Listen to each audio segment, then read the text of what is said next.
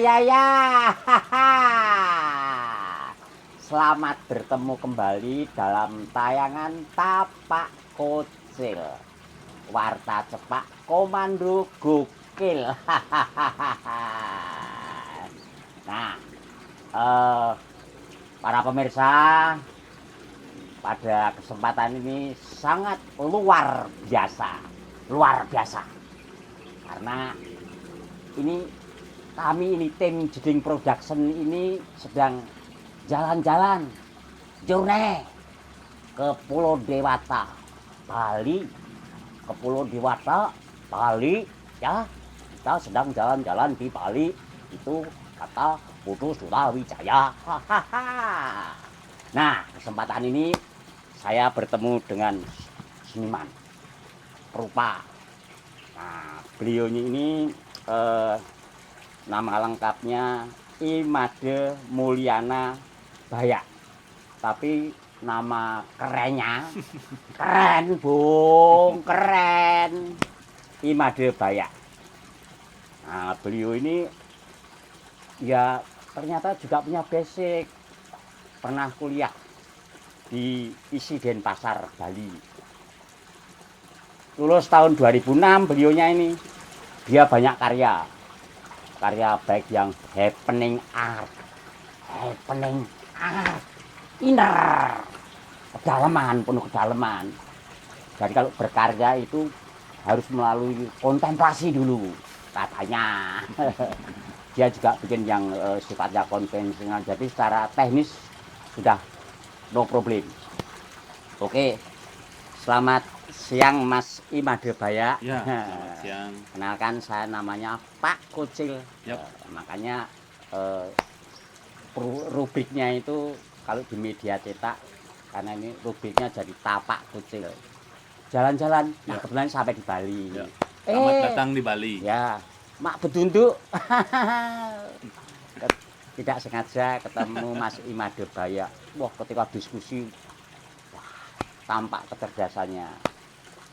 Mas, bisa diceritakan kenapa Anda memilih dunia seni rupa, kemudian Anda juga memilih lebih nyaman dengan di jalur happening art. Gimana? Kalau untuk jalur sih saya tipikal bukan orang yang satu jalur, Mas. Artinya bukan yang happening art, bukan yang konvensional, bukan. Banyak jalur ya? Banyak jalur. Ada jalur Gilimanuk, ada Tabanan. Ya, tujuannya tetap sama ya, tetap berkarya. Ya. Karena seniman itu tiketnya adalah karya ya. Ya, benar. Bukan hanya saya perupa, pakai jaket perupa kemana-mana itu kan. Tapi ketika ditanya, mana karyamu? Ini baru saya proses. Ini tahun depan saya akan pameran. Ketika tahun depan lagi, kapan? Iya, tahun depan lagi. Ya, jadi ketertarikan sih pada umumnya sih sama ya, kayak anak-anak pada umumnya suka coret-coret. Nah, kebetulan saya yang berlanjut aja, Mas, gitu. Jadi ketertarikan coret-coretnya, bahasa visualnya itu berlanjut aja, kemudian masuk ke istilahnya ke sekolah atau yang formalnya, sekolah formal, masuk karena suka, kemudian mencari sekolah yang khusus belajar tentang menggambar sih kalau zaman dulu ya, biar ada referensi lebih banyak lagi. Nah, kemudian ya jatuhnya pergaulan juga, akhirnya pergaulannya dalam tanda petik agak salah sedikit, jadi tersesat. Bisa dibilang dalam tanda petik ya. Ya, itu. Tersesat tapi nyaman ya. aku tersesat tapi nyaman gitu ya. Ya gitu, jadi kemudian kalau pilihan bahasa, karena belajarnya sudah konvensional, jadi teknik-teknik tradisional, klasik Bali semua didapat, kemudian pingin eksplornya, modalnya itu sebagai modal wawasannya itu. Benar sebagai modal wawas. Kemudian yang tanggung jawabnya kita kan mengembangkan itu gitu ya. Jadi arahnya juga ke macam-macam gitu.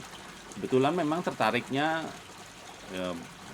banyak juga gitu, tidak hanya yang media konvensional gitu. Jadi kemudian coba bikin objeknya banyak, diinstal menjadi instalasi, tentunya dengan tema yang lebih spesifik ya, lebih khusus. Jadi kalau temanya sendiri saya lebih senang itu ada tema sosial, politik, dan lingkungan gitu. Jadi Kemudian tema-tema itu saya juga buat tema khusus, kemudian tentang lingkungan, bagaimana misalnya isu lingkungan, terutama yang di Bali ya, Iya.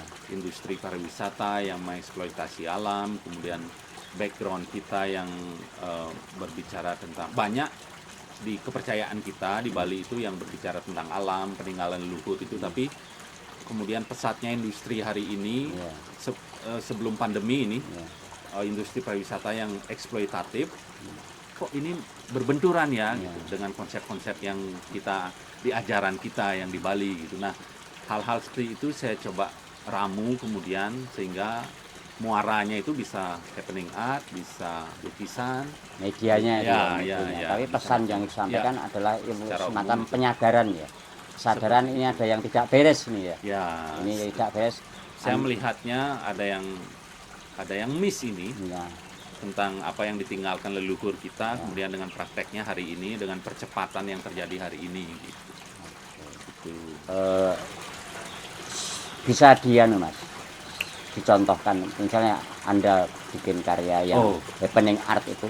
Kalau yang bentuk muaranya ke happening art itu pada saat acara atau protes Bali tolak reklamasi. Jadi ini ceritanya ada investor besar ini di daerah Bali Selatan yang sudah padat sebenarnya, tapi ingin membuat pulau baru lagi, pusat destinasi wisata baru lagi. Investornya nasional, artinya investor kita. Nah, kemudian di sana ada banyak hal kenapa protes itu terjadi karena tidak melibatkan masyarakat, kemudian dilakukan secara sembunyi-sembunyi, kemudian tiba-tiba pemerintah bergandengan dengan investor ini tiba-tiba udah ngeluarin rencana. Tiba-tiba mak beduduk ada proyek itu Ya. proyek itu. Masyarakat terkaget-kaget juga ya.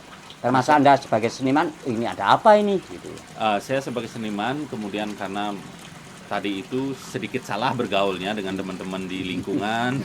Tersesat dalam tanda petik tadi ya. Ya, jadinya tahu informasi awal itu, kemudian sebagai seniman gitu saya coba apa sih yang bisa kita lakukan ini sebagai seniman untuk tidak hanya menyuarakan isu ini tapi terlibat langsung di gerakan itu. Jadi misalnya membuat materi-materi protes untuk dibawa poster protes Happening art ya. ya, happening Kemudian happening artnya waktu itu ada acara protes itu, kemudian diisi banyak pertunjukan.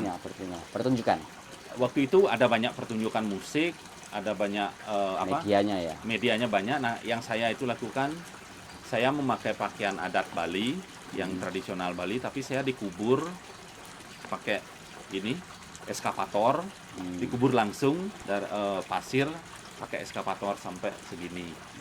Nah, itu kan simbolisasi ketika misalnya Pulau Bali ini mau dikubur, dibuatkan pulau baru gitu di daerah Teluk Benoa itu gitu. Jadi saya menggunakan diri saya sendiri sebagai media, merepresentasikan Bali itu sendiri, orang-orang Bali ataupun Pulau Bali ini yang kita percayai mempunyai taksu, mempunyai pengetahuan peninggalan leluhur kita, dan banyak hal itu kemudian kok dibiarkan gitu ketika orang mau nguruk seenaknya gitu. Padahal di sana muara, ada tempat hidup bagi masyarakat, ada kebudayaan lahir di sana gitu. Pasti akan terjadi sesuatu perubahan besar ya. Nah, itu. Yang mungkin nanti juga ada yang tergeser, ada Ya. yang mungkin juga. Nah, itu yang saya bilang happening artnya itu memang khusus ya buat untuk acara itu, dan dan memang untuk menyimbolkan itu. Tahun berapa Mas? Itu 2014. Ya, jadi rencana reklamasi itu ketahuan pertamanya itu publik itu awal 2013 sudah mulai proses demo, proses penolakan, pendudukan gedung DPR, demo hampir setiap bulan ada demo, membuat poster istilahnya untuk elemen demo. Nah, pada 2014 itu kita buat di satu acara itu untuk protes skala besarnya, untuk lebih menyuarakan. Endingnya ya, bukan endingnya, salah satu salah untuk satu menaikkan cara ini ya, satu untuk, cara untuk untuk menaikkan teknik muncul. Kalau Ya. di dunia drama ada teknik muncul teknik gitu muncul. ya. Karena ada terlibat musisi Ya, juga. teknik banyak. munculnya itu harus ada suspense-nya ya, Ya, gitu. kejutannya itu ya. Jadi Respon itu- masyarakat waktu itu gimana, Mas? Waktu itu dari awal sebenarnya karena ini istilahnya gerakan sosial, jadi ada beberapa layer, ada teman-teman yang bergerak di organisasi pemuda, ada yang bergerak di teman-teman musisi, menggerakkan teman-teman musisi untuk seninya, Ya. ada yang bergerak di seni rupa juga untuk misalnya membuat pesan-pesan untuk dibawa untuk protes Ya, gitu. ya. Nah, pengaruhnya cukup signifikan, terutama karena sering mengadakan konser musik. Jadi musik pun tercipta, yel-yel itu tercipta berupa lagu gitu. Ya, artinya itu menginspirasi Ya, juga ya. jadi sesuai tema yang sesuai tema. disampaikan. Kemudian yang penting itu memang pergerakan teman itu yang di organisasi pemuda tradisional, pemuda dan pemudi. Nah itu yang membangun kesadaran, dan bahkan di satu rumah itu misalnya ada orang tuanya yang setuju dengan reklamasi, ini anaknya bisa berdebat dengan orang tua karena anaknya tidak setuju dengan reklamasi. Nah hal-hal itu di awal-awal banyak terjadi sehingga memunculkan banyak kesadaran baru bahwa memang janji reklamasi itu untuk menyediakan lapangan pekerjaan itu udah pasti karena itu kan investor. Ya. Tapi efek lainnya yang lebih besar dan lebih jauh lagi itu yang belum dipikirkan. Misal ini salah satu Dampak contoh, ya, dampaknya dari itu. reklamasi itu. Misal itu ada pulau baru, ada destinasi wisata banyak di sana, one stop destination istilahnya, apapun akan ada di sana gitu. Art center, pusat oleh-oleh, restoran, hotel, semuanya akan ada di sana. Terpadu ya. Tapi yang dasarnya tidak dipikirkan, akses air bersihnya mau dapat dari mana. Ya. Kemudian pengelolaan lingkungan sampah itu mau dibawa kemana, itu sama sekali tidak dijabarkan. Yang dijabarkan adalah janji lapangan pekerjaan baru. Yang manis-manis tuh ya. Turis akan lebih datang lagi, lebih banyak lagi gitu. Nah itu sebenarnya dampak-dampak yang lebih panjang lagi yang tidak terpikirkan gitu. Dan akhirnya dari penolakan Dari penolakan itu sampai sekarang rencana itu belum terjadi. Artinya reklamasi belum terjadi. entah itu ditunda Entah itu ditunda, atau apa, entah akhirnya nunggu kita capek, atau mandek atau menunggu tapi kita tidak terjadi. menunggu teman-teman pendengar capek, kehabisan napas, kemudian Bisa jadi. jalan lagi. Tapi minimal gerakan itu Menyetop itu Menyetop. terjadi karena kalau tidak tidak di terjadi stop ya. 2013, 2014 sudah terjadi gitu. Karena semua sudah mereka Sudah istilahnya ready ya. udah bayar. Sudah ready ya, sudah bayar ya. Dan waktu itu Pemda ya atau Pemkap itu akhirnya juga setuju untuk melakukan penundaan itu. Mereka wilayahnya Atau abu-abu. deadlock, abu-abu. Mereka wilayahnya abu-abu. Bahkan di awal-awal pergerakan kita malah kita dibenturkan dengan sesama sipil, dalam artian Secara Mereka- horizontal ya. mereka beberapa demo kita itu diblok oleh organisasi masyarakat, dalam tanda petik preman gitu kan. Oh, ya. Dibenturkan dengan hal seperti itu. Dibedani genderu-genderu itu ya. Dalam tanda petik ya. Dia oleh genderu-genderu. Jadi pemerintah sendiri sebenarnya karena mereka sudah ngeluarin surat, berarti mereka udah setuju sebenarnya. Iya. Nah, karena masyarakat yang penolak, ada elemen satu masyarakat menolak itu, akhirnya AMDAL-nya tidak keluar, tidak bisa keluar. Iya, karena harus ada izin AMDAL Ya, itu ya. yang pokok ya. Tapi semua intelektual, izin lokasi semuanya itu sudah mereka seia sekata. Iya. Jadi hanya satu aja karena masyarakat menolak, jadi persyaratan untuk mengeluarkan AMDAL itu tidak terpenuhi. Masih ada kata kunci Ya. yang bisa untuk Ya. dalam tanda petik ini menjadi kartu as Ya. itu ya di situ. Ya. Gimana Anda waktu itu sebagai seniman inisiator bisa mengajak teman-teman musik, kemudian mempengaruhi masyarakat akhirnya muncul kesadaran, dan itu dalam artinya kan terjadi akhirnya tertunda atau tidak jadi, kita tidak tahu, dan pada realitasnya proyek reklamasi itu macet, Ya. tidak jalan. Anda sebagai seniman gimana, Mas? Kalau saya sendiri sebenarnya bukan inisiator, jadi ini istilahnya inisiatif banyak Oh, elemen iya. masyarakat Bali, teman-teman musisi, aktivis, kemudian melakukan banyak advokasi. Nah, seniman dan musisi itu menjadi elemen Ya. pendukung untuk lebih menyuarakan ini lebih Ya, besar lagi, ya. lebih mudah diterima, Salah satu seperti teknis dan media ya. seperti untuk- membuat lagu, Ya. membuat event pameran, atau misalnya membuat pameran untuk setengahnya ketika ada charity dipotong untuk membiayai, menyumbang untuk membiayai gerakan, misalnya untuk membuat apa poster atau apa. Nah, hal-hal seperti itu berjalan organik dan tidak ada istilahnya Siapa yang paling berjasa ya itu ya ada. ya benar-benar. Dan Jadi Anda sebagai seniman, saya tidak merasa itu adalah itu bukan. karya saya. bukan Anda, ya. bukan. Jadi Eh, lebih ke, Arif bijaksana. Ya. lebih ke kolektif, karena memang Kolektif. waktu itu rasa kolektif itu kental sekali. Iya. Saya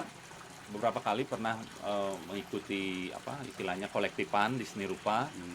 Nah, pengalaman ini terasa lebih kental lagi. Jadi ada rasa kita ini berjuang bukan untuk memajukan kita, bukan untuk memajukan siapa, tapi ini untuk Goalnya itu. goal besarnya untuk menggagalkan rencana reklamasi ini gitu. Jadi apapun yang kamu bisa, ini sangat berguna. Pun misalnya saya bukan seniman, hanya hadir setiap demo aja bawa Sudah poster bentuk gini, dukungan ya. sudah bentuk dukungan ya. dukungan yang luar biasa, Luar gitu. Menambah jumlah penolakan gitu. Nah, itu yang apa? Hal penting yang dapat saya pelajari dari kegiatan atau ikut di dalam aksi ini gitu. Di samping memang saya pribadi tentu dapat apa istilahnya pemikiran-pemikiran baru, pengembangan gagasan baru nantinya yang berguna untuk saya sebagai seniman gitu. Artinya gini Mas, seni itu menjadi bagian budaya, dan seni itu punya power ya, punya kekuatan, punya manfaat untuk hal-hal yang positif juga ya. Kan ada kan seniman yang pokoknya dalam tanda petik sak karepe dhewe, sak karepe dhewe.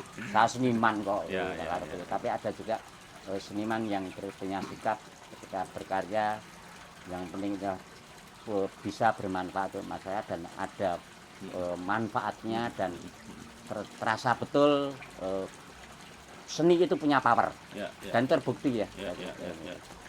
Dan ini Mas, terus ini menjadi semacam kesadaran terus.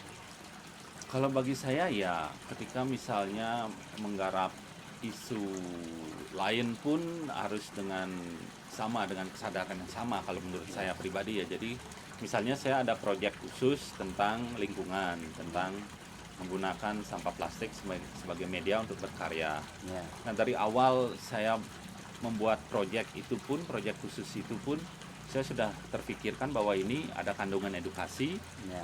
ada kandungan muatan pesan yang kuat. Jadi edukasinya ini harus jalan. Cara edukasinya apa? Saya men-share lagi ke komunitas, ke sekolah-sekolah, untuk misalnya lebih sedikit aware dengan situasi seperti ini. Artinya bukan muluk-muluk deh kita menolak plastik atau apa. Wong kehidupan kita Secara realitas tetap harus ada. Sintetik plastik itu sudah melekat di kita, baju menjadi bagian sintetik kehidupan sehari-hari. Tapi yang saya tekankan di proyek itu adalah jangan deh misalnya kalau kalian konsumsi yang menggunakan bungkus plastik dibuangnya sembarangan. Kalau bisa mungkin ditahan sedikit, pun tidak bisa mengolahnya. Kalau nanti ketemu misalnya tempat membuangnya, buang di sana. Itu untuk edukasinya. Kemudian membuat karya seni misalnya dengan menggunakan medium itu. Tapi bagaimana berpikir membuat seni itu ketika dia berada di luar galeri atau setelah pameran, dia tetap menjadi barang seni. Karena kadang-kadang membuat karya seni dengan medium sampah, ketika selesai pameran ya kembali menjadi sampah lagi. Nah, saya tidak mau berada di wilayah sana. Jadi kesadaran itu pelan-pelan bangun. Proses itu bangun, kemudian misalnya ini ketika misalnya itu sudah berjalan, kemudian misalnya ada pengetahuan lain yang saya dapat lagi dari proses itu, saya kembali lagi bahwa ini kita bukan merayakan budaya plastik ini gitu, tapi kita harus bisa mencari solusi bagaimana ini tidak mencemari lingkungan, dan yang sudah kadung ada di alam itu sudah dibuang sembarangan itu Jadi bisa bermanfaat. Ya. bermanfaat, tapi jangan lupa bahwa ini tetap berbahaya kalau kita Iya. tetap Iya. membuangnya gitu. Iya, Jadi semacam ada edukasi iya, juga ya. jadi itu yang yang spesifik yang saya kerjakan gitu. Jadi tidak hanya sekedar misalnya sekarang sedang tren orang berbicara tentang lingkungan, ramah lingkungan, Iya. itu ada banyak layer yang harus kita sadari gitu. Misalnya layer-layer itu yang memang harus kita pahami sebagai perupa gitu, untuk sebisa mungkin menghindari kita tercebur lagi ke wilayah lingkaran yang sama, mengulang karena tren lagi gitu, tapi lingkarannya tidak membesar gitu. Nah, kalau kesadaran itu muncul, kemudian kita sharing lagi, misalnya saat workshop itu saya share ke peserta workshopnya itu, kita sadar bahwa kita sekarang ini tidak bisa menghindar dari plastik sintetik, tapi bagaimana meminimalkan itu gitu. Jadi tidak mungkinlah kita menolak bahan baju kita sintetik gitu. Plastik nyatanya berguna sekali dalam Iya, kehidupan ada, kita iya, gitu. tetap Tapi di satu sisi dia punya nilai, kalau kita buang sembarang itu bisa menjadi merusak itu. merusak Gitu. Nah, lingkungan ya. kesadaran itu yang kita bangun coba gitu. Tidak hitam putih antara menolak dan itu gitu. Jadi Itu tidak waktu itu Mas Madebaya itu Anda bikin bentuk karya apa? saya bentuk karyanya ada lebih banyak ke lukisan. Hmm. Karena di lukisan itu bisa fix dia, di format secara bagus, di frame dan bisa digantung. Maksudnya layak dipajang lah sebagai karya seni kayak untuk artistiknya ada. diapresiasi ya. Tidak kembali lagi menjadi sampah setelah Itu bisa menjadi kanvas atau kolase dia. kolase Ya, Oh. bentuknya kolase. Kemudian semacam seni instalasi ya. bisa jadi instalasi berupa patung. Kemudian patungnya pun yang saya buat misalnya tidak saya sangat spesifik sekali. Misalnya patung yang saya buat itu misalnya paus biru, ikan paus biru yang ada di lautan, karena menurut beberapa berita yang sudah gampang kita Google hari ini kan, paus biru salah satu yang terdampak sekali karena dia makannya kan tinggal buka mulut aja dia makanannya kan plankton. Nah, planktonnya sekarang bercampur dengan Plastik. Nah, dia tidak bisa memilih, jadi diambil semua, mati dia karena terjaring Keracunan plastik sampah itu. plastik. Nah, Makanya bukan hanya plankton ya, ya plastik pun juga ikut dihap kemakan juga ya. semuanya. Nah, hal-hal seperti itu yang membuat saya tetap ini harus berkoneksi dia dengan ide, gagasan, kemudian eksekusi Bisa karyanya. ada relevansinya ya. Ada relevansinya. Kemudian saya selalu menekankan seperti ini. Misalnya ini ada event yang undang saya untuk membuat instalasi megah dengan sampah plastik. Hal pertama yang saya tanyakan, setelah acara ini selesai, kamu mau kemana kan instalasi Iya. itu? Itu penting menurut Iya. saya.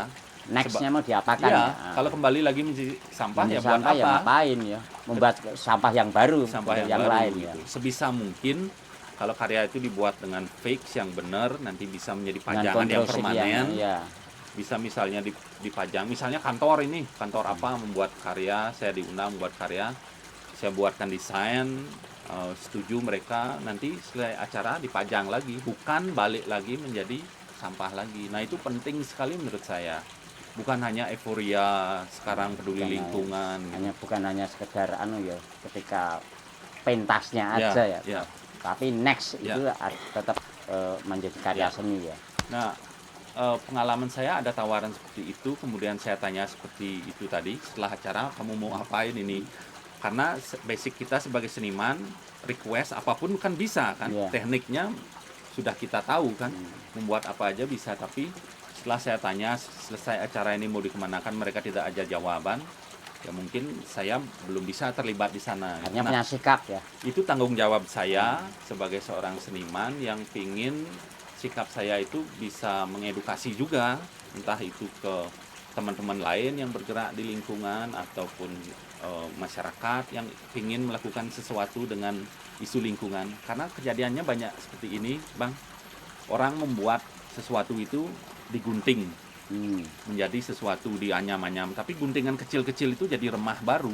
Itu jarang yang dipikirkan. Itu sampah lagi juga ya. Itu sampah lagi. Nyampah lagi ya. Nah, sebisa mungkin itu walaupun tidak bisa nol ya, karena kita berkarya kan tidak bisa nol, tapi itu perlu dipikirkan.